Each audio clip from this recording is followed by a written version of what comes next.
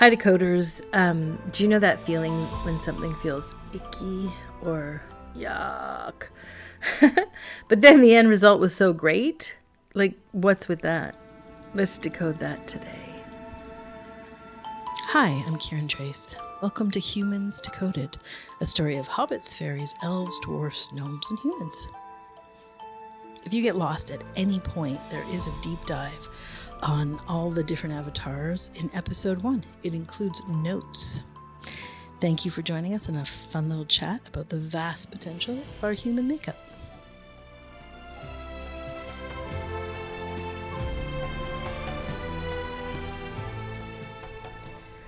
Hi Leela, hi Cami.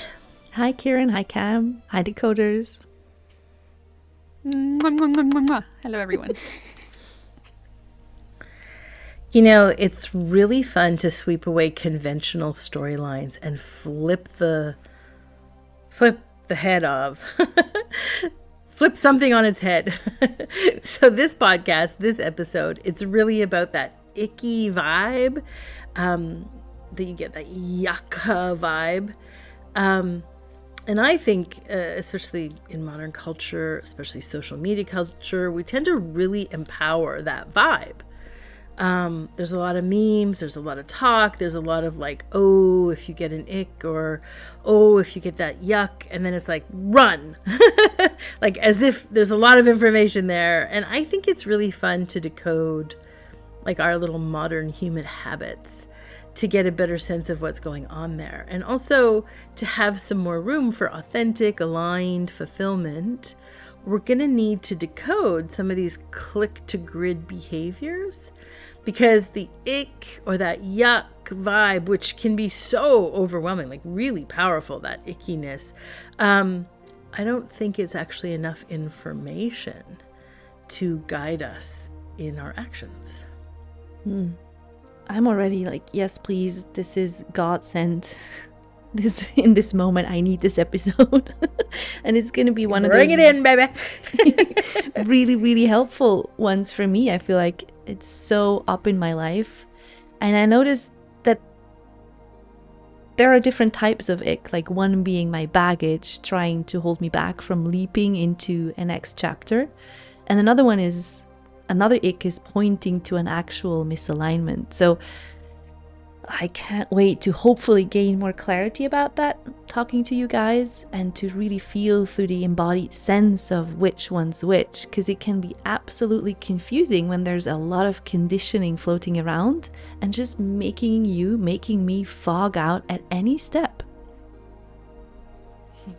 Nodding my head vigorously. I was about to say the same thing, that this is going to be one of those episodes I'll be going back to and like taking notes.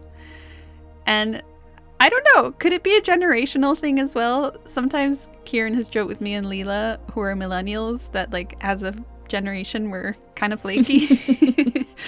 And it's that sort of, I'm just a baby vibe, like let me have my matcha and not trouble myself with the world too much. But if you're committed to sort of, you know, like, do not disturb my peace, it can be really easy to walk past opportunities where life is clearly wanting you to up level and then hide behind that kind of squeamishness. Yeah, that's such a great take on millennials. We're so ready to give up just at every corner. Oh no, bye-bye. And what about the Gen Zs? Are they also perpetrators of the same? No, they have more resilience, those Gen Zs. What's funny is that they're so close to millennials, right? Like they're like 10, 12 years at the most apart, or even like just 8. So they work with them and they are their teachers, their babysitters, their clients, you know, like, so the Gen Zs, I specifically asked them about life with millennials. I'm always like, how do you guys deal with this flaky? Because they're literally your immediate interaction group. They're like, yeah, super fucking flaky millennials. No, nothing more to say. Oops. I'm cringing because a lot of I have a lot of assistants and they're Gen Z, so now I'm like, oh shit, do they think I'm a total flake?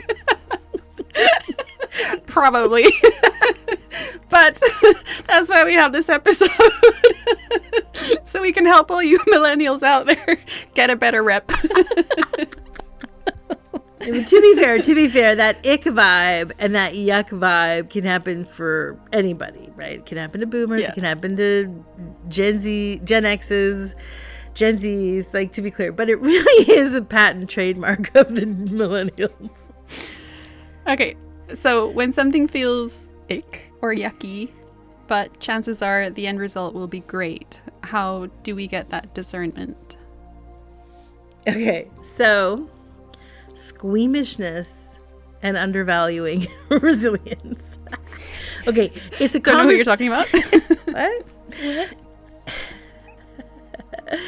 Okay, so this is a conversation about being able to discern what's aligned and alive and leads you towards thrive. Hey, I didn't mean to rhyme. That looks good, doesn't it? Okay, knowing what's going to lead you to thrive versus what is repression, avoidance, hide, versus what is abusive or inappropriate pressure, pushing against our natural rhythm. So it's tricky, right? Because is the icky this run vibe? Or are you going to move, like push, like authoritarian discipline is giving us the ick, you know? Or is it actually just really alive and pointing out the next step to you?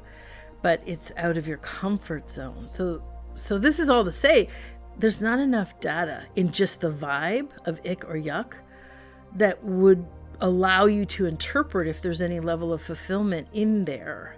It's not enough information to speak about authenticity, even though we think it does, right? Like ick, it sounds like a really loud, clear signal that this isn't authentic. So that's weird. So let me take the time. Let's stretch out and let me pepper in some details for y'all. Okay. I like how you brought up millennials, and we're talking about millennials, Cam. That was brilliant. So let's take this point of view of looking at the different generations, because I think it sets us up for discernment. We see the boomers, and even the generation before them, even more. They're called the silent generation. That's the people in the 20s and the 30s.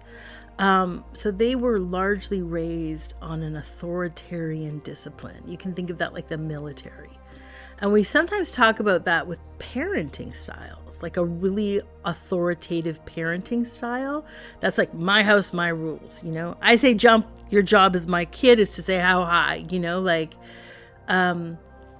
when we look at the data of how individuals raised in an authoritative systems do later in life when they're adults, what we see is a very limited personal evolution. So sadly, that means very low levels of happiness in adults who were raised with authoritarian systems. Makes sense though, right? So, because the data is clear, and I think decoders, we can smell that out, that threats, fear, demand, spanking, these aggressive solutions that go against the authentic flow, they don't have any long-term gain. There's no long-term individual happiness, success, or fulfillment. Very, very low to non-existence rates we see in the data. On the opposite side, come on in millennials, it goes the other way. So millennials are children of boomers and Gen X's. So these parents are reacting to too much authoritarian. So they end up with what we call swaddling or over-parenting. That is the parenting style that doesn't value resilience or risk in their children. And this is the beginning of what is well known as that helicopter parent story. And so parents who take on too much responsibility, they don't expose their children to pressure, especially necessary growth pressures. As a result, we see in the data overwhelmingly as adults, there's an underdevelopment. The adults are not prepared for the risk and resilience that life offers behind real chances of fulfillment and alignment. So what we have is underdeveloped adults, or adults that are not prepared for any risk or resilience.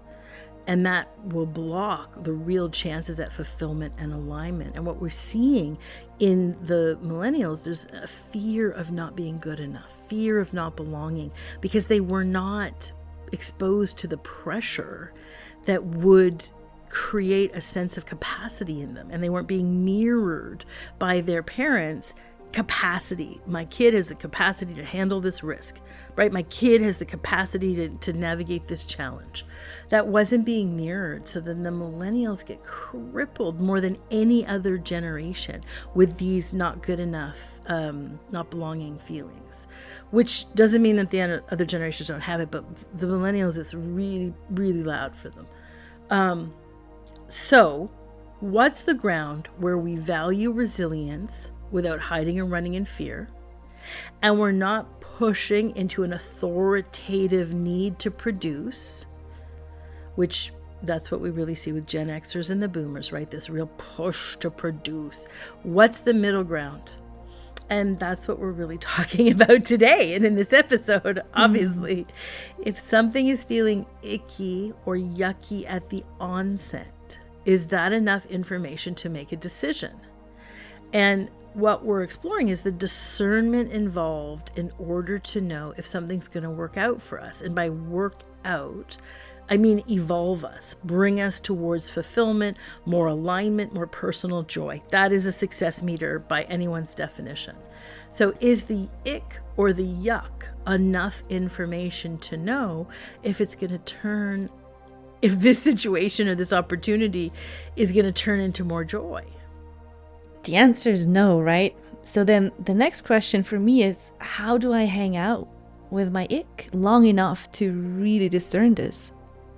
To not bail, way too soon, as one would. So, yeah, I feel like Kiran just read me like a book. I was raised by helicopter parents with a nanny, crippled by don't belong, and not good enough. Here we are. And my default, I would say, is to collapse. So Kiran sometimes talks about how your tendency, in the face of fear or a trigger, can be to collapse, lean all the way back and just do absolutely nothing, or push really, really hard forward. And if you guys want to give me some of your push, I'd welcome it, because my collapse is so far lean back. So if you have extra drive, bring it over here. And I think joining this podcast has kind of a really good example of this whole trajectory, because I think I got interviewed for it and then ended up staying. It was never a plan. It just sort of happened. And I was so terrified at the very beginning. So every episode, I literally felt like I was being electrocuted. It just felt like it was fear being served on a platter every time we met. And if it was up to me, I would have bailed like so hard. But somehow, being in this group with Kiran and Leela, there was an awareness that there was a much bigger picture beyond just like the ick or the trigger, or the fear of being on the podcast. And I could see there was a vision. I mean, I didn't know what it was. I couldn't physically see it, but I knew it was there. And I think the regularity of it was also really valuable. So showing up, recording, publishing every week. And if it had been up to me to okay whether the episodes went out or not, nothing would have ever been published. I recently saw this meme that I just love, and I kind of use it to remind myself, but it says, it doesn't have to be done, it just has to be perfect.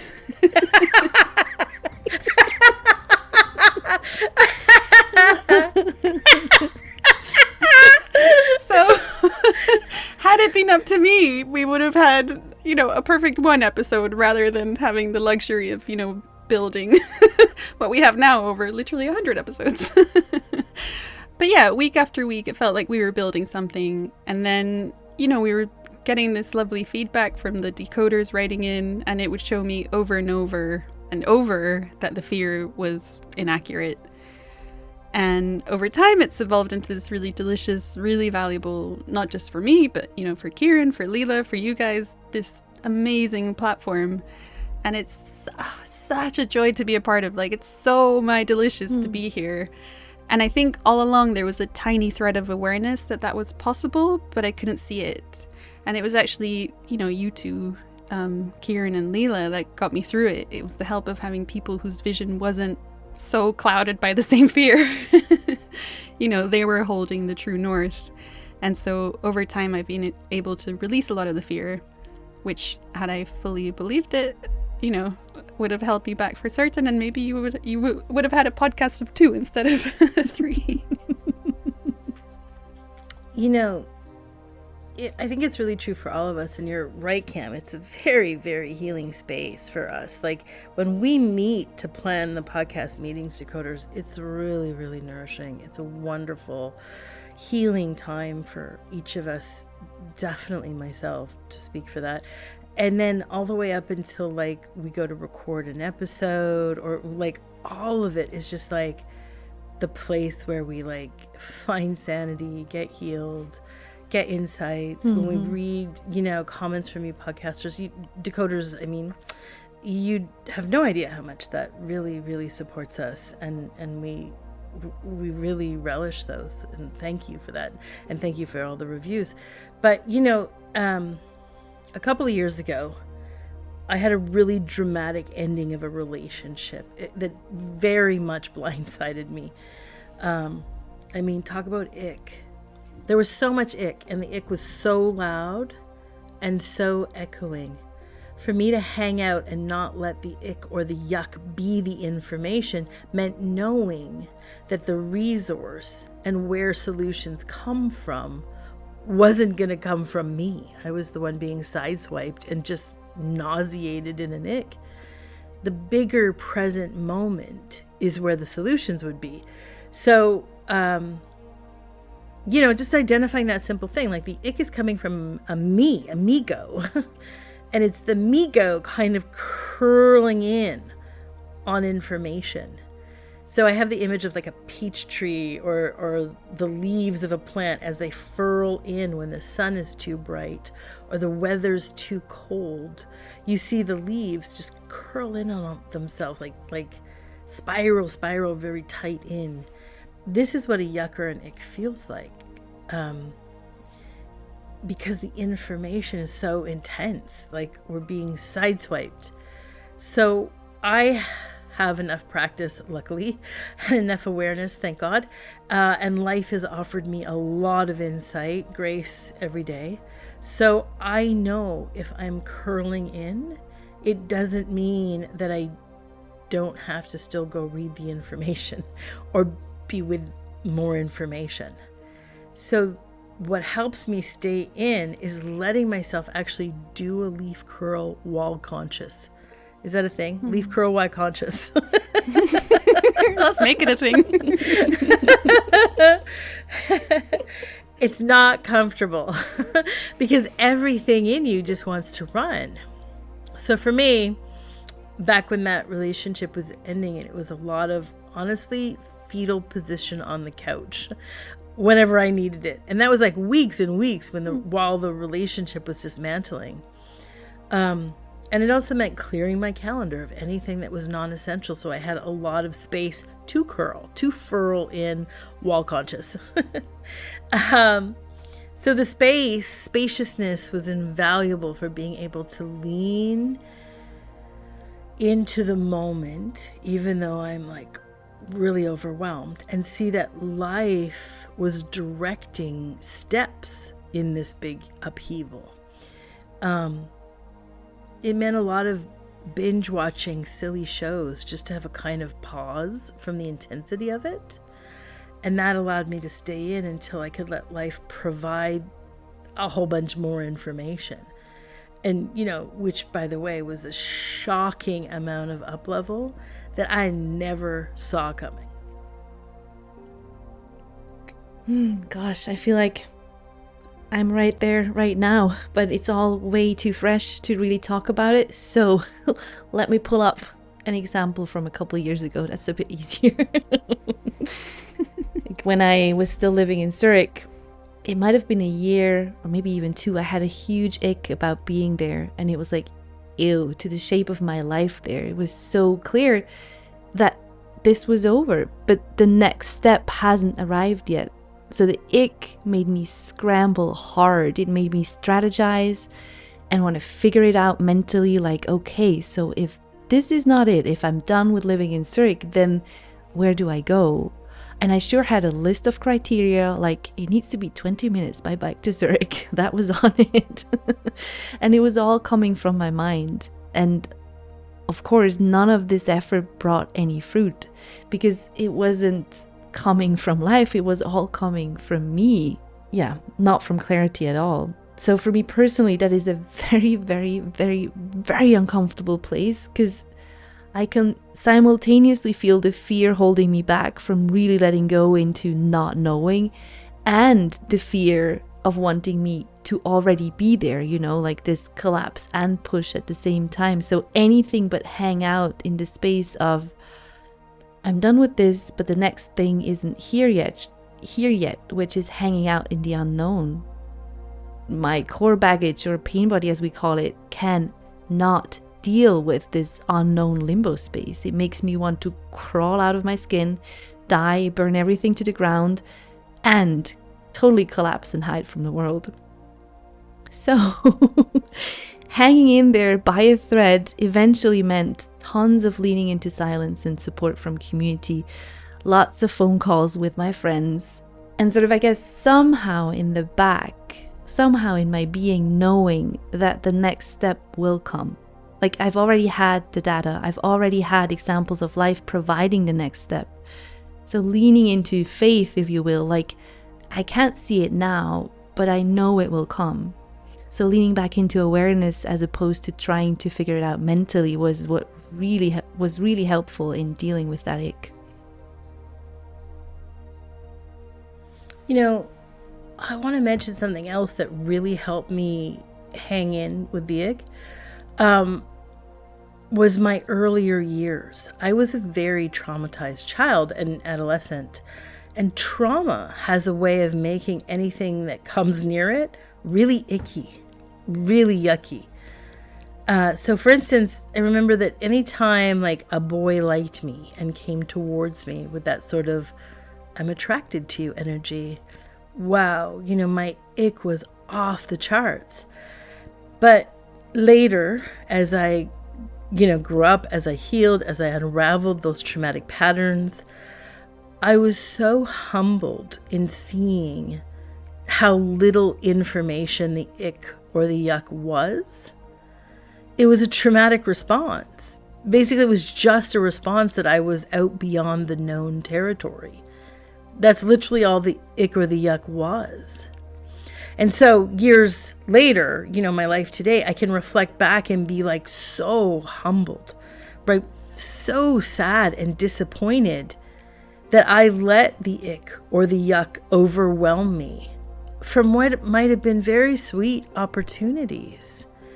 And so, nothing like hindsight to help us there, right, decoders? I feel like in this place we have so much more to say about this because this is a real hinge place for a lot of us, and especially trauma is an ick. If we were raised generationally with a lot of not good enough, we've got a lot of ick. We live in a modern world that really empowers the ick. So what I want to say is let's end our podcast here this week and give everybody and all of us a chance to really reflect, because I think a lot of you guys will have seen in your own adolescent years when your ick or your yuck really shut you down. Most of us were carrying a lot of trauma from those days, and the trauma was moving there. And if we just all put some hindsight around those we can see that there may have been some really sweet opportunities for us and a lot more life available. And that will help us to see if the ick or the yuck is a true testament, if something's right or a wrong fit. And also just like, as Leela was saying and Cam saying, like right now we're all up against it. The world is so on fire and there's so much going on. Maybe we just need to like pause, get a little space.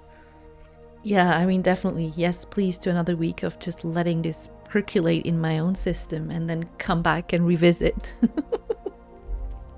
Yeah, gather all your icks and bring them to the campfire next week. Oh. Where we'll be sharing more stories. We'll be sitting around singing songs and stories.